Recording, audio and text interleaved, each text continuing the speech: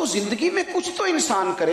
امام ابو نعیم نے لکھا ہے ایک 100 گھر تھا پورا مدینہ منورہ میں، جہاں 2 وقت کا کھانا بھی جاتا تھا، دوائی کا خرچ بھی جاتا تھا۔ 100 گھر، تھوڑی سی آبادی ہوتی تھی، تو 100 گھر پورا کھانا جاتا ہے، کپڑے جاتے ہیں، دوائی کا خرچ جاتا ہے، لیکن پتہ کوئی نہیں کون دے جاتا ہے۔ کوئی نقاب پوش آتا ہے، اگر اس سے نام پوچھتے ہیں تو غصہ کرتا ہے، اور صحیح والا غصہ کرتا ہے۔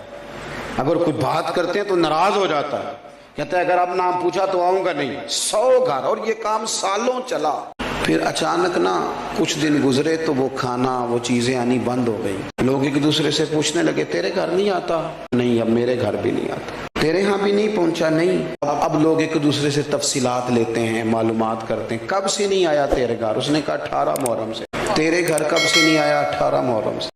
اب دیکھو نا 18 محرم کو کیا ہوا، جب لوگوں نے تحقیق کی تو پتہ چلا 18 محرم کو امام زین العابدین کا انتقال ہوا۔ یہ شیر خدا کے پوتے 100 گھر تھا مدینے میں، اور جب ان کے بچے روئے ایک دوسرے سے سوال کیے، اور ان کا حال یہ تھا کہ جب ان کو غسل دیا جا رہا تھا تو کمر پہ موٹے موٹے نشان تھے۔ لوگوں نے صاحبزادہ گرامی قدر سے پوچھا یہ کیا ہے؟ کہنے لگے میرے بابا اپنے کندھوں پر اناج کی بوریاں رکھ کے رات کے اندھیروں میں غریبوں کے دروازوں تک پہنچاتے تھے۔ اکھاں جدوں میٹیاں زمانہ مینوں روے گا، وہ رات کو پہنچا کے آتے تھے۔ اب تجسس سے لوگوں نے پوچھا کہ حضور آپ جوان تھے، وہ بوڑھے آدمی بھی جاتے رہے؟ تو فرمانے لگے میں نے کئی دفعہ کہا کہ میں چھوڑاتا ہوں، تو پھر فرماتے تھے پتر اگر تو جائے گا تو پھر تجھے اس غریب کا نام بھی مجھے بتانا پڑے گا، تو میں کسی کو رسوا نہیں کر سکتا، میرا اور میرے رب کا راز ہے، راز رہنے دے اسے۔ قل ان صلاتی و نسکی و محیای و مماتی للہ رب العالمین۔ میرے عزیز، زندگی میں کوئی کام ایسا کر جائیں، کوئی ڈیوٹی ایسی کر جائیں جو والباقیات الصالحات بن جائے، جو باقی رہ جائے ہمارے لیے۔ میں اکثر دوستوں سے کہتا ہوں، اکثر سے، کہ کچھ تھوڑا سا نا، وہ ایک درویش تھے نا دلی میں، تو چھوٹا سا کوئی دکانداری کرتے تھے، تو اکثر لوگ انہیں کھوٹے سکے دے جاتے، تو بابا جی قبول کر لیتے۔ تو آہستہ آہستہ لوگوں کو پتہ چل گیا کہ شاید بابے کو پتہ ہی نہیں سکے کھوٹے ہیں۔ وہ ڈھیر سارے لوگ جہاں کوئی کھوٹا سکہ کہیں نہ چلتا وہ آ کے وہاں دے جاتے، تو بابا جی لے لیتے۔ ایک دن ان کے بچے نے پوچھا کہ ابا جی آپ کو پتہ نہیں یہ کھوٹے سکے ہیں؟ کہنے لگے پتر پتہ ہے۔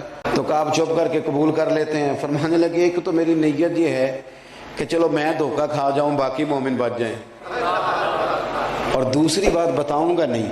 پتر نے ضد کی، کہا ابا جی بتائیں تو صحیح، آپ مجھے بتائیں کیوں کھوٹے سکے لے لیتے ہیں؟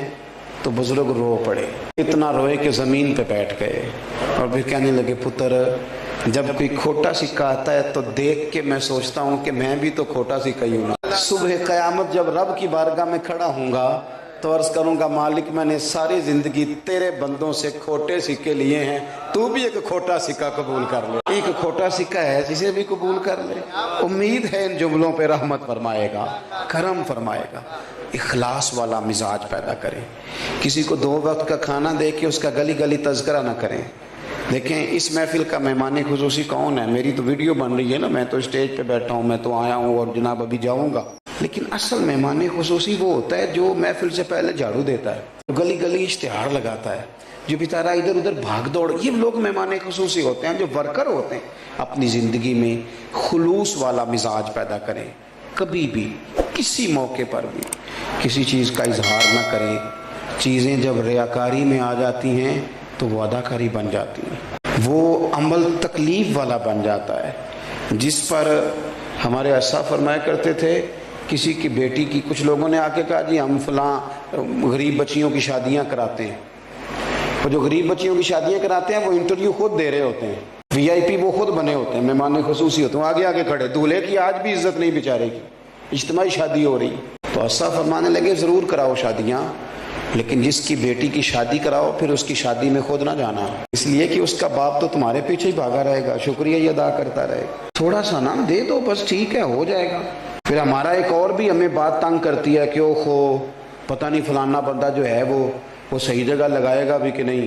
سچ بتانا، جو اللہ نے ہمیں دیا ہے ہم اس کے اہل تھے، ہمارے اندر قابلیت تھی، جب اس نے اپنے فضل سے دے دیا ہے تو ہمیں بھی اس کے بندوں کی اتنی تفتیش تو نہیں نہ کرنی چاہیے جتنی کہ ہم کرتے ہیں.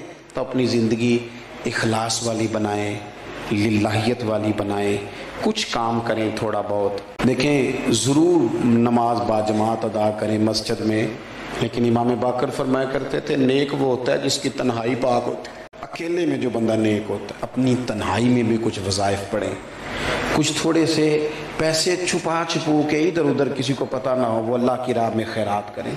کسی غریب کی مدد خالص اس لیے بھی کریں کہ میں نے کسی کو بتانا نہیں. اپنی زندگی میں مخلص ہو جائیں.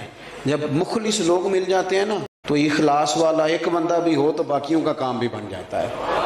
تو بجائے اس کے کہ ادھر ادھر زیادہ توجہ کریں, اپنے معاملات پر غور کریں. سیدنا امیر حمزہ رضی اللہ اخلاص کے ساتھ انہوں نے دیکھا نا کہ حضور کو تکلیف دی ہے ابو جہل نے, تو جا کے مارا ابو جہل کے سر پہ. مختلف روایتیں ہیں, یہ زیادہ مضبوط ہے جو عرض کرنے لگا ہوں. جا کے ڈنڈا مارا اور کہنے لگے میں نے بھی حضور کا دین قبول کر لیا. کہتے ہیں وہاں تو محبت میں یہ نا بھائی کے بچے بڑے پیارے ہوتے ہیں, بھائی بھی بڑے پیارے ہوتے ہیں, لیکن وہ بندہ پھر اپنے بچوں کے سامنے تھوڑی بہت کر بیٹھتا ہے نا باتیں شاتیں, تو پھر وہ کھل کے اظہار نہیں کر پاتا. وہ ہمارے چچا کو ضرورت پڑ گئی تھی 1-2 لاکھ روپے کی, تو ہمارے ابا جی کا بڑا دل کر رہا تھا دینے کو, تو ہمیں راضی کر رہے تھے. کہنے نے وہ دیکھو نا پھر 2 لاکھ منگتا ہے, میں نہیں پورا, میں کو 1.25 لاکھ دیاں گا, اور میرے اپنے بھی بال نے.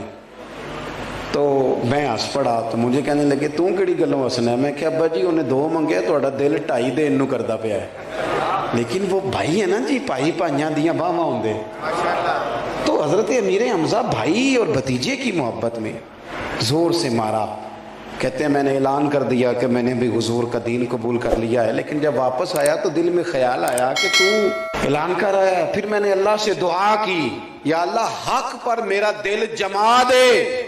میں نے دعا کی اور اللہ نے رسول پاک کے دین پر میرے دل کو استقامت عطا فرمائی. اور نبی پاک علیہ السلام نے فرمایا, مستدرک میں موجود ہے, حضور فرماتے ہیں اللہ کی بارگاہ میں حضرت امیر حمزہ اللہ اور اس کے رسول کے نام سے ان کا ذکر وہاں کیا جاتا ہے. آسمانوں میں ان کو اسد اللہ کہا جاتا ہے, اور فرمایا وہاں انہیں سید الشہداء کہا جاتا ہے.